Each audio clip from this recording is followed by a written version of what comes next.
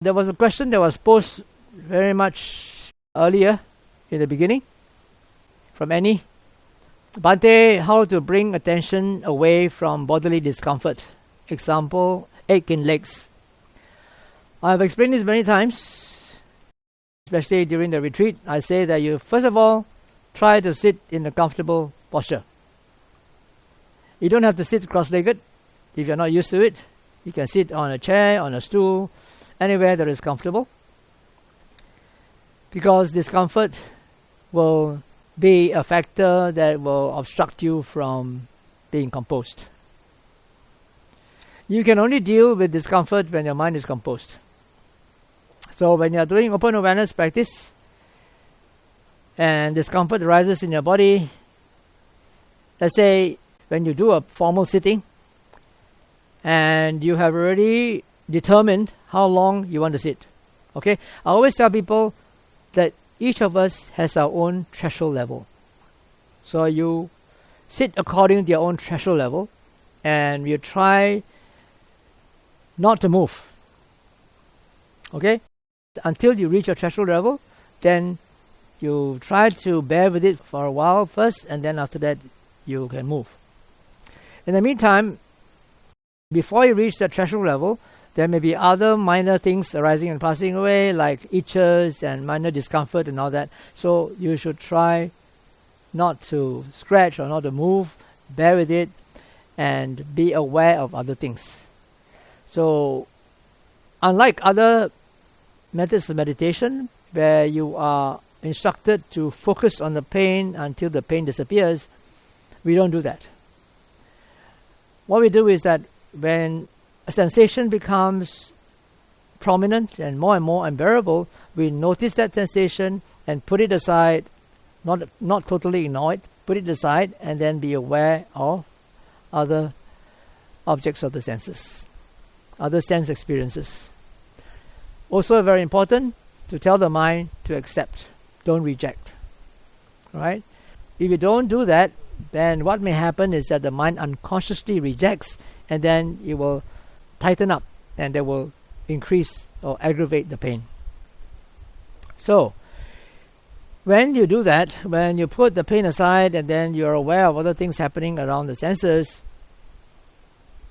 then this is a time for you to compose the mind, to attain dynamic composure. When you do that, when the mind becomes composed, then you may find that the pain would recede into the background and eventually disappear.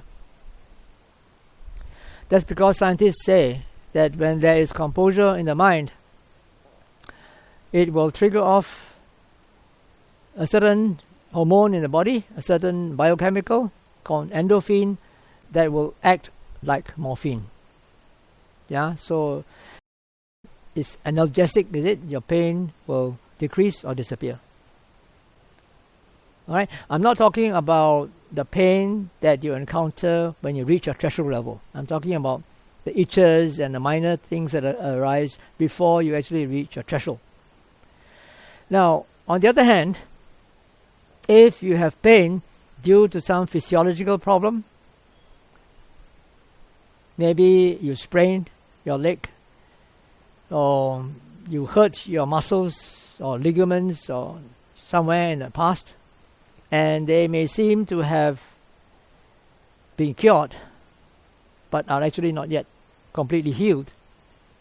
In the course of an intensive retreat, especially when you are sitting, these unresolved, unhealed pain could also arise.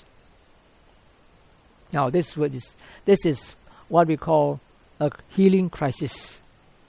Yeah, because they have not been fully healed yet. So in such circumstances, if you have good samadhi, good composure, they can also disappear. Or if your composure is really very good, you can also practice focused awareness. You focus on the pain, and then the pain may also disappear. That is part of the healing process. Right? For normal pain, we just put them aside and be aware of other things. If the pain drags your mind, pulls your mind back to it, okay, notice it and then come back to the other senses. Most importantly, relax, accept. Okay? So, who's next? Hi, good morning, Bhante. Yeah, you were talking about composure. Can you please explain more in detail what is composure in the meditation sense? Thank you. Did you attend my online retreat before? No, this is my first time. Then you have to go and look at the slides. Because it's already explained. It's already explained in the slides. I can't do it right now because I have to show you the slides and all that. It's shown in the YouTube video. Okay. Okay, watch your mind now. I think it should be there too. Okay. Thank you. Okay. In fact, I have 2 questions, if I may, Bhante. I did the open awareness while swimming. To me, during doing the breaststroke, free and easy touch and go, I could do some part of it. I don't know whether it's correct or not. But when I try it on freestyle and even try the point and shoot and hit and run, can't, because the freestyle is just too vigorous. So I'm not sure whether this is the correct way to practice open awareness, even during swimming. That's my first question. Yeah, why not? Can. When I swim also, I can practice open awareness. You just be aware of what's happening to your mind and to your senses. That's all. Even during freestyle, because the freestyle is just too hectic because you have to go fast. The problem is you are trying to practice point and shoot, hit and run. Point and shoot, hit and run is only for people who are sleepy and in the sitting posture. But for vigorous activities, you don't have to notice every single thing that is going on. You just look at the mind and ask yourself, what's the mind aware of? What's the mind doing? That's good enough. Okay. Hello, Bhante, I just did a root canal treatment. So now the pain is persisting really bad. I tried to use the other ankle.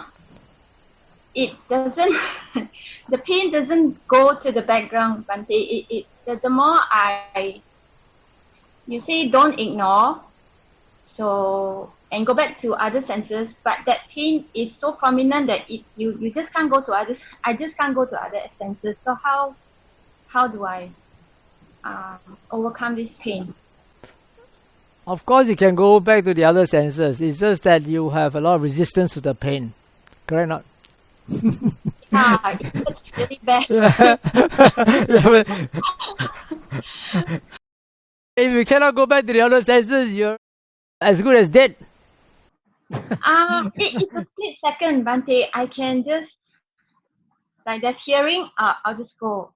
Sometimes I'll just turn on your top, but then the pain will just to, maybe I'm trying to ignore, maybe lah. You're trying not only ignore, you're trying to push it away. You want it to go away. The way you're speaking now is very obvious. Okay, what you can do is you can do chanting, do Sukhino, or do Arahang, or not only be aware of hearing, you can be aware of also other parts of the body which are neutral or which are pleasant. Okay, or another thing is you could do something more active, right? Like walking around or doing something, doing a hobby or something which will get you involved. Isn't that deemed as ignoring, Bhante? When you push aside, when you divert your thought, wouldn't that be ignoring it?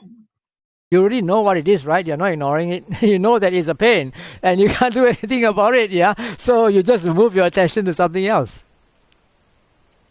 Right? Yeah, you just move your attention. And but most important thing is to accept.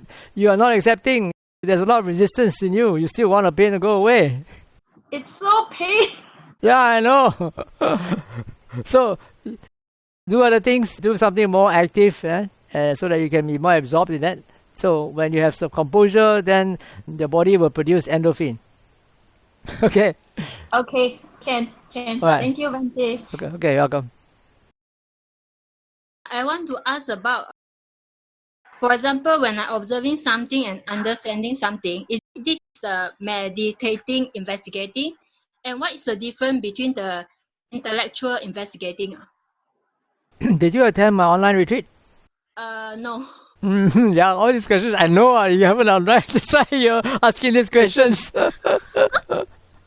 Well, you want to know, you have to attend the retreat lah. You remember just now I was talking about inclining the mind? No, not. I say when you reach a level of composure, then you can incline the mind to verify the three characteristics and cause and condition. Cause and condition. You don't even know what cause and condition is? How can I explain to you? Okay, so the key is to incline the mind. Now, incline the mind means, like say, you have already attained the second level of composure. Okay, the second stage of composure, where the thoughts are spaced apart, but you are still aware of what's happening at the five senses. All right, so then you incline the mind to tell the mind, or you program the mind, you schedule the mind. Okay, when the mind is ready, let the mind verify the three characteristics or cause, condition, and effect. And after you do that, then you don't think about it, you don't try to intellectually analyze, you just come back to your five senses. Okay, so that is not intellectual analysis. You just pose the question and then you come back to your senses and wait until the mind will answer it, will carry out the task that you scheduled. If it's not ready, it will not see, it will not verify. If it is ready, it will verify of its own automatically without intellectual analysis. Oh, because before I thought through observing, understanding, then this is a wisdom. So this is maybe my misunderstanding or what? Initially, there's some sort of intellectual analysis. Initially, there is some sort of intellectual understanding, because what I'm sharing with you now is through language, right? Through words, they're all concepts. You have to understand how it works, right? And I have to tell you what is cause, what is condition, what is effect, and how to see it. But these are all the data that is being stored in your hard disk. Okay? So you make the mind composed. When the mind is composed, then you incline the mind to wisdom to verify these things. Then you don't have to think about it. Wisdom will automatically go and pick up all the related files and it will give you an answer. That's intuitive understanding. That's the real wisdom. So by that time, I will feel like a bit understanding something? You will just understand. You will just see rather than intellectually analyze. You will see. Yeah, oh, this is the cause and condition for this thought. Okay? Okay, thank you. Right. Okay. For those didn't attend the online retreat and registered for today's sessions, I actually created a chat group, and I also sent 3 recorded talks in the chat group already. So maybe you can check out later. Bhante, this is the first time I'm doing sitting open awareness. My problem is my eyes. My ears, I can hear, for example, like this morning, I can hear birds chirping, then I know, okay, birds chirping, daybreak, fine. But the eyes, I can't control. The moment, let's say I'm watching, right? The moment there is a movement, my eyes will automatically move to distract my attention. So how do I prevent my eyes from doing that it can be obedient like my ears? Okay, it's a matter of practice. Practice makes perfect. Yeah, you try to fix your eyeballs in one single direction. You have not attended my online retreat, right? You have not listened. No. Were you in that one day, watch your mind, now talk? No, so far I have only attended Bhante Kumara at SBS. That was a few years back. Oh, I see. We have different approaches. So if you want to listen to me, then I think you should join that group that Sharon talked about just now for newbies, and you learn from there. Okay? Okay. Sadhu. Next, please. Okay, one question on the neither black and white kamma. My understanding is that when we practice open awareness, we are actually creating neither black and white kamma. Is that correct? Well, it depends. Neither black nor white kamma is only created when all the Noble Eightfold Path factors are there. So if you are practicing open awareness, with supported by the other Noble Eightfold Path factors, then that is neither dark nor bright kamma. You get it? Okay? Yeah. Someone can practice open awareness but with the wrong view. then that is not neither bright nor dark kamma. Right. Okay. Thank you. Right. Bhante, can you explain again how to deal with drowsiness during sitting? Did you attend my online retreat? This is my first. This is my first session with Bhante.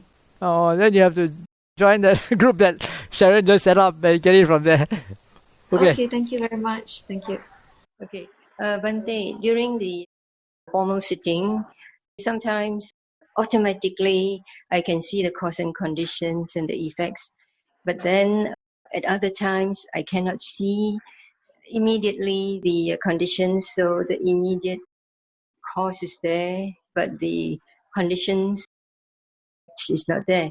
So there is this desire of wanting to see the causes, conditions and effects, and then the mind so persistent won't move on to free and easy touch and go. So until I get it, then yeah, I'm satisfied with my understanding, then I move on to free and easy touch and go.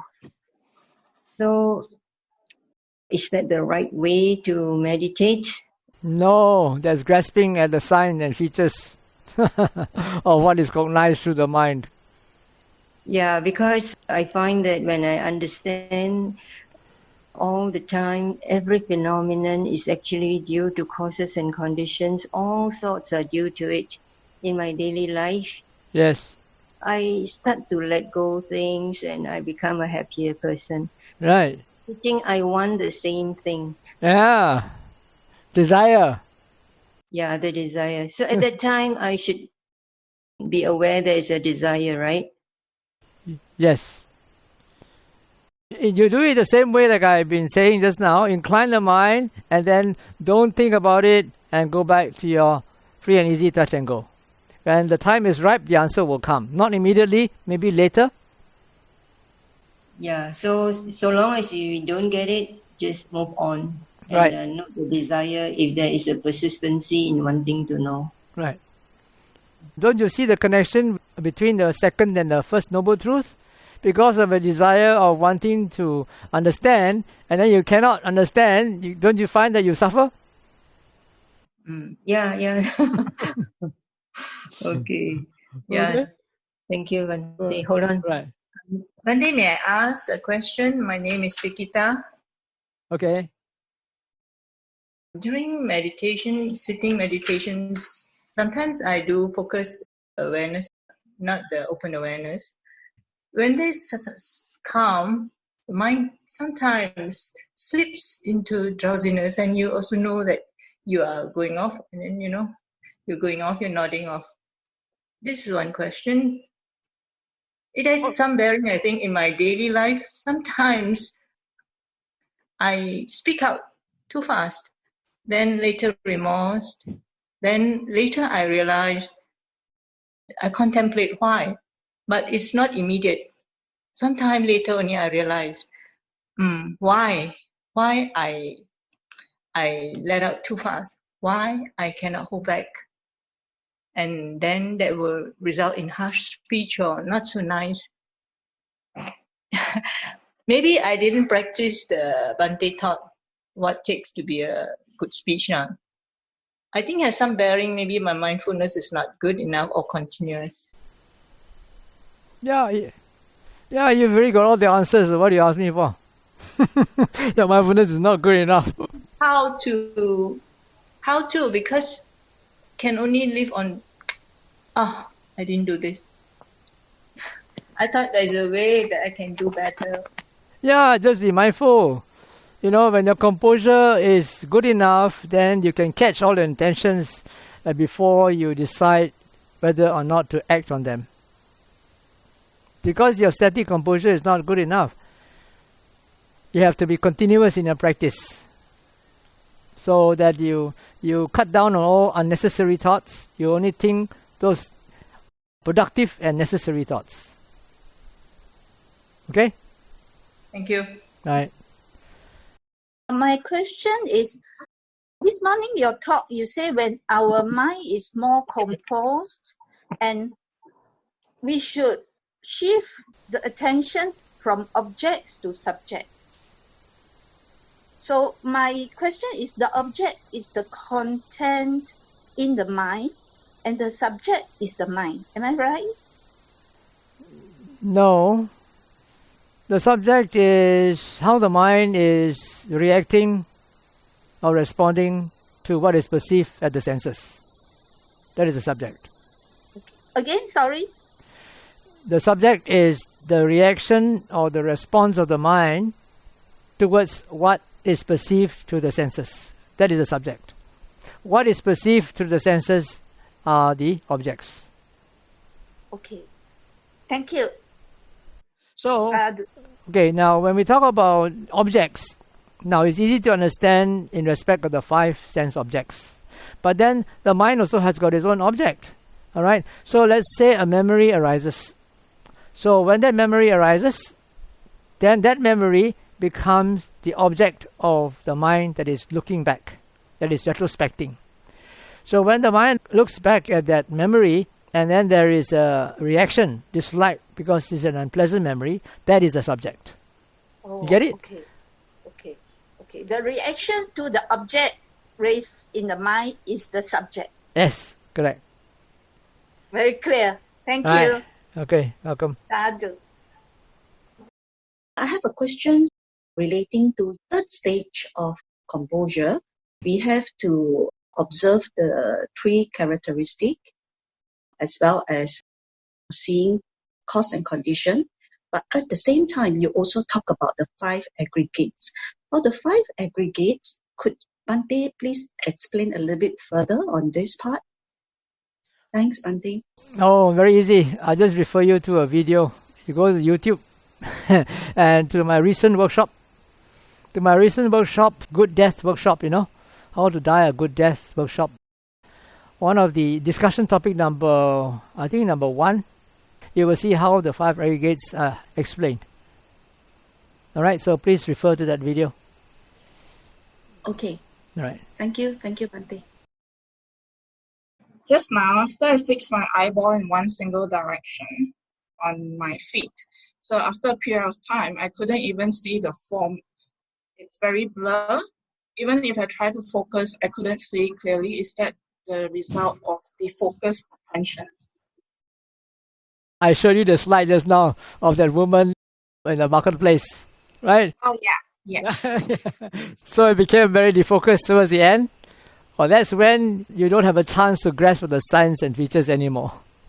But you cannot do that. You have to use your discretion. You can only do that in a safe and secure place, not when you're trying to cross the street or when you're driving. Okay? When the mind is more composed, I notice that the mind is clinging to the fear sensations. Of course, it can influence the thoughts as well. Well, I will do my best to come back to the 5 sense. But this kind of clinging is magnetic. It's like playing the game. And yeah, my question is how to move forward from this. Thank you. You mean clinging to the peace and calmness, is it? No, clinging to the fear. There's not a good sensations, I know, but it takes some time for me to realize it because the memory, or I'm not so sure the memory or the thoughts, is keep arising, and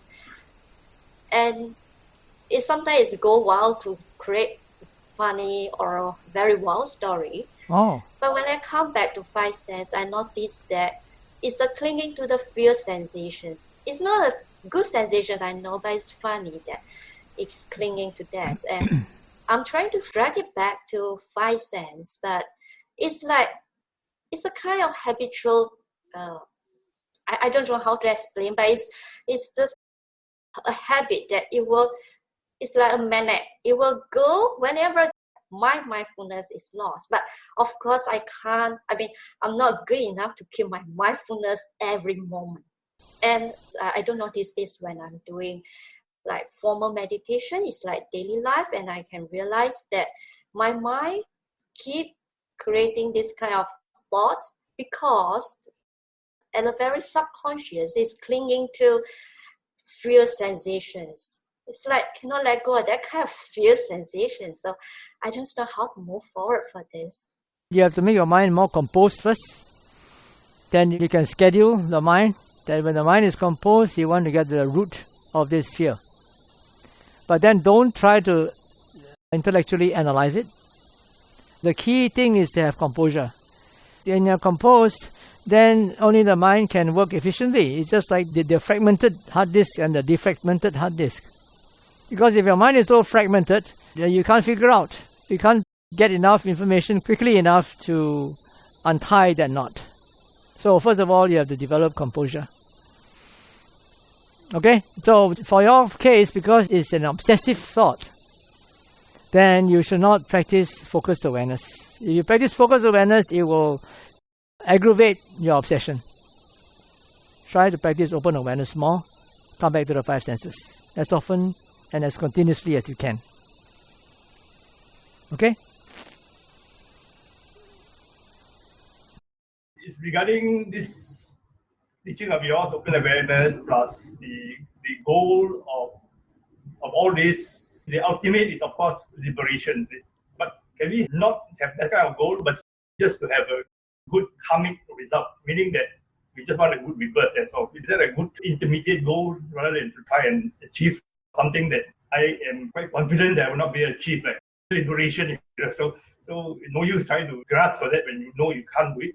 So just have an intermediate goal, a good rebirth, something similar. So is that acceptable kind of approach to practicing all this?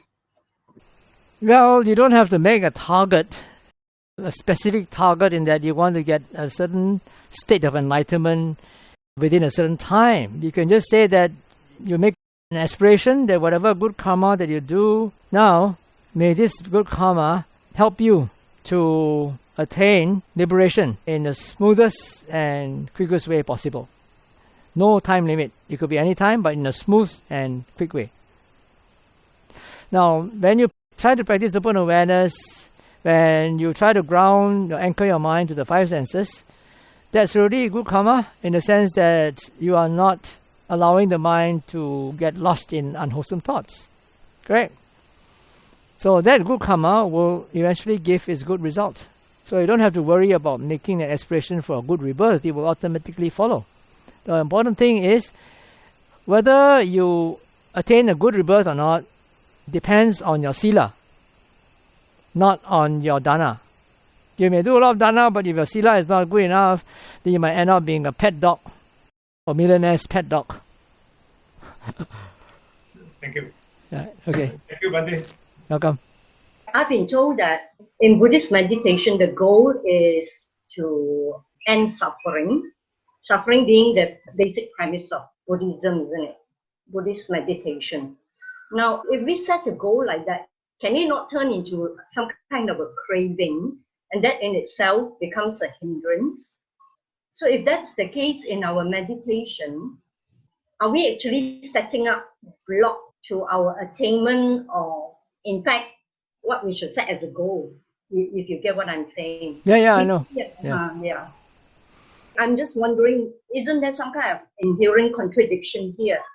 We are supposed to meditate to achieve a goal, and yet when you do that, it is in fact a hindrance.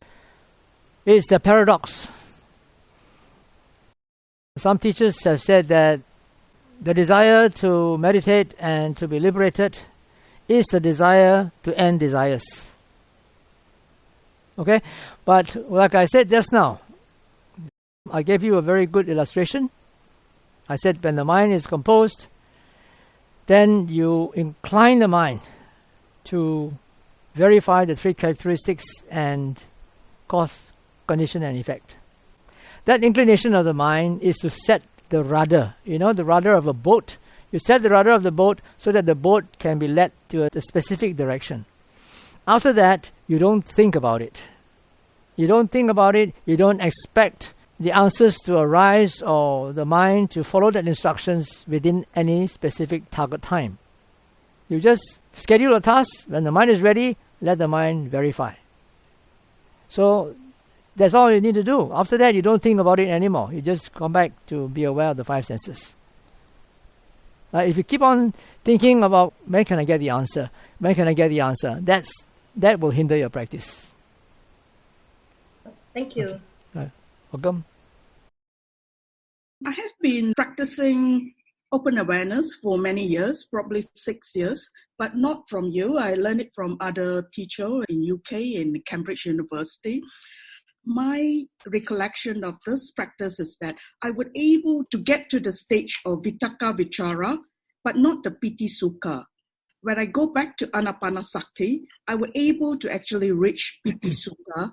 Could you please explain what is the benefit of open awareness as compared to Anapanasati? Thank you. I'm not sure what sort of open awareness you were taught or you learned or practiced, because different teachers have got different approaches to that. My approach of open awareness is first to anchor your mind to the five senses. This is to keep the mind busy so that it can be extracted from compulsive or obsessive thinking. All right, so when you have that sort of composure, then other things will follow. Now, I call this dynamic samadhi, dynamic composure, because this can be used in your daily activities.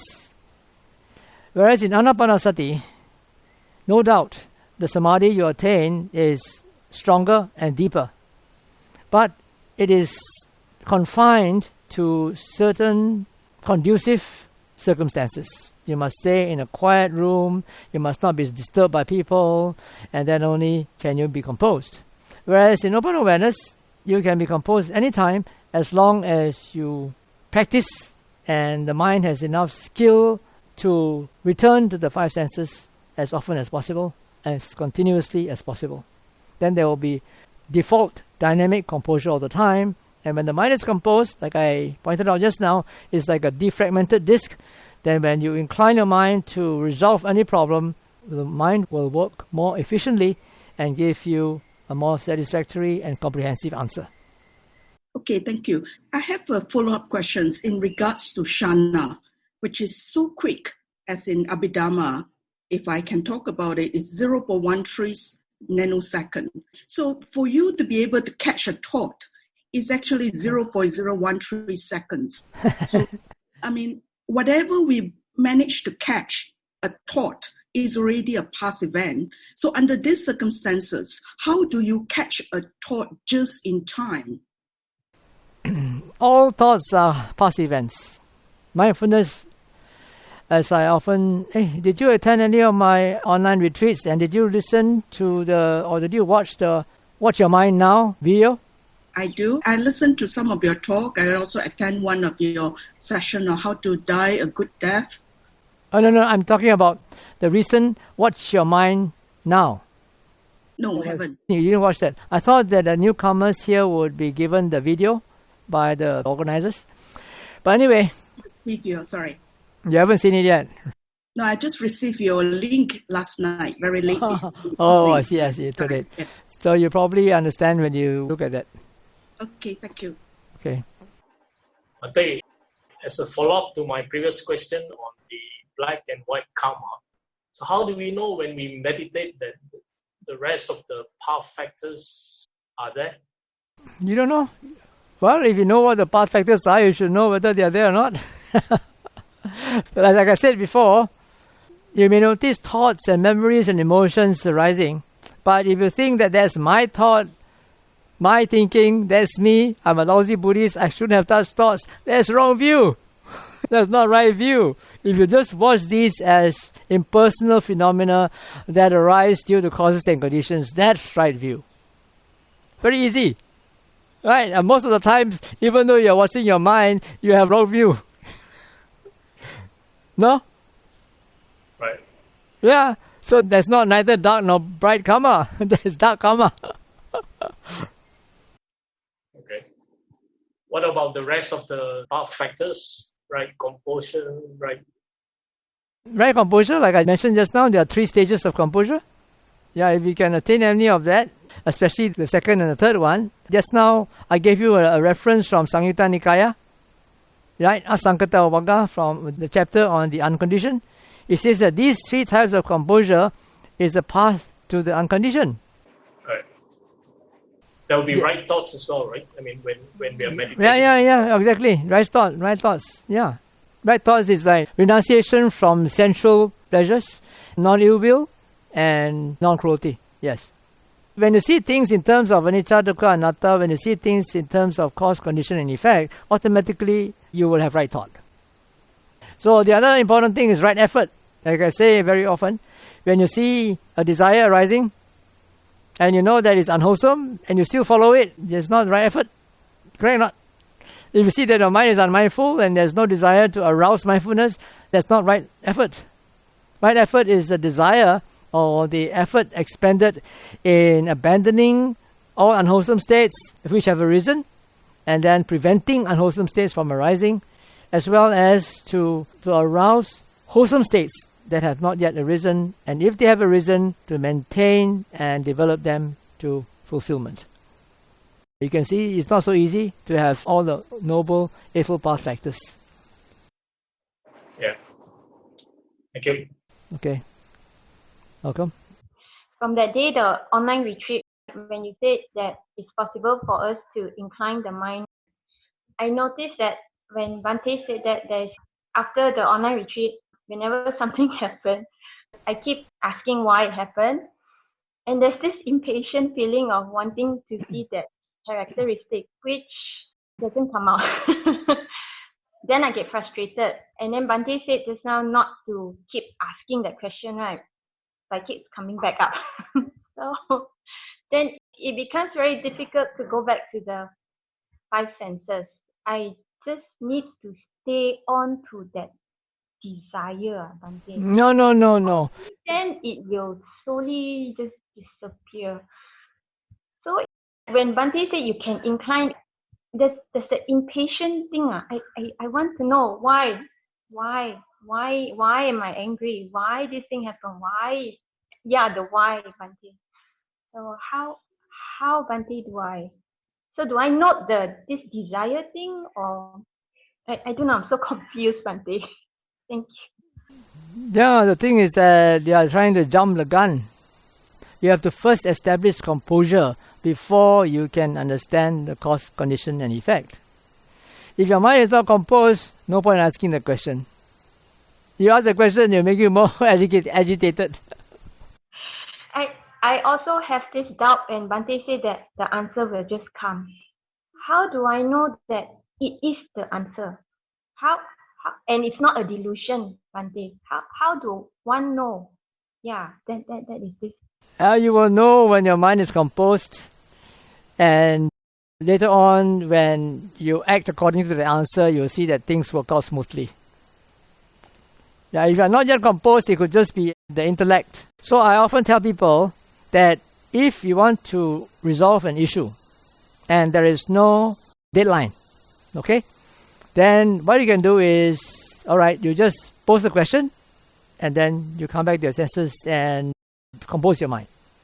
On the other hand, there are certain issues that you need to resolve within the deadline, right? Important matters. So for such important matters, you can't wait for natural wisdom to arise, for natural insight to arise. You need to compose your mind first. Alright, you compose your mind first, and then after that you can intellectually try to figure it out. That is better than trying to intellectually figure it out without a composed mind. You get it? So the way to compose yourself is not just by sitting cross-legged with your eyes closed. If you have an obsessive thought and you do that, that will intensify your obsessive thought, because your mind will just will toggle between your breath and the obsessive thought. Breath and obsessive thought. Everything else is cut off. So now these two things become even more intensified. Correct? So you don't do focus awareness when you have an obsessive issue to resolve. You do open awareness. You can do something more active, go for a hike, go for a jog, go to the gym, go bicycling, play a game of badminton or something. And that will also help to compose you. Okay? Or better do rock climbing. that will surely keep you in the present. Oh, Bhante, the deadline is because after I attended your good death workshop, you said that death is at any time. so there's one, the Maranusati meditation, right? So I try to do it daily. So hence that fear. So should I stop that? No, I think you have to use your wisdom. You should balance that with the other anchor, the A of other anchor. Accept all things, whatever happens. You try your best, but then if conditions are not conducive, you cannot attain your goal.